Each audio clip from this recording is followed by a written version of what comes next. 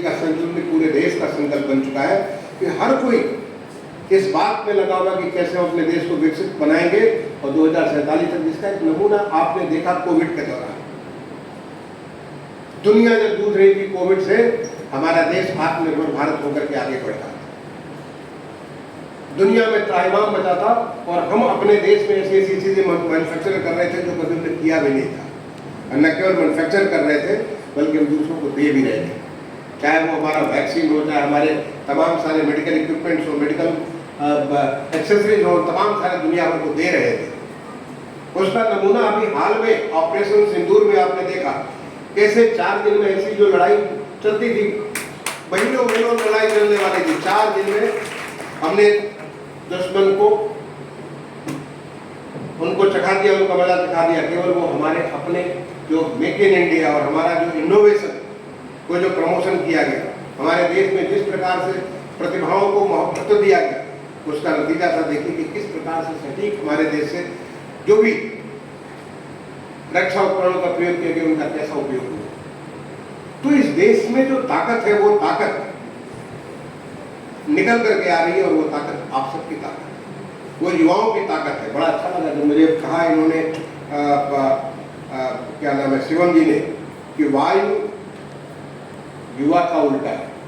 उन्हें वायु की जितनी तीव्रता होगी, युवा की वैसी तीव्रता होती है। आप सोचिए, आपने वो ताकत है, बस ताकत आपको समझने वाली बात है और अपने आप को जानने वाली बात है। तो आप बच्चों में देखो, आपको देखो कि इसको कैसे, रोजी खातून को, मेरे गांव की बिटिया है,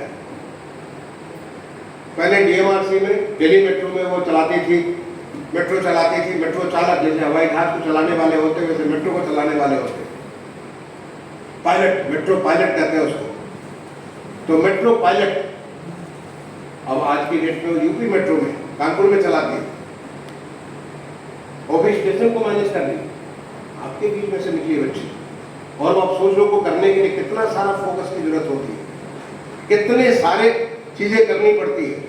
तो एक तो आपको मेहनत भी करना है और साथ ही साथ एक दिल में हौसला होना चाहिए कि हमको अचीव करना है, हमें इसे पूरा करना है।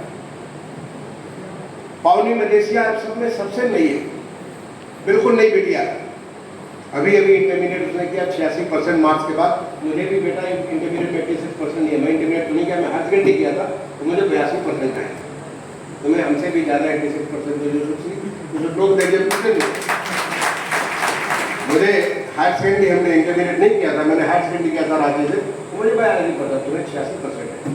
क्योंकि जब मैं ऑनलाइन जब मैं बच्चों से बात कर रहा था, इन प्रतिभाशाली बच्चों से, तो उनसे बात हो रही थी, तो इसने कहा कि हमको जितना चाहते थे उतना नहीं मिल पाया, इसकी तो कोई सीमा नहीं, लेकिन जो मिला उसके आगे बढ़ जाओ।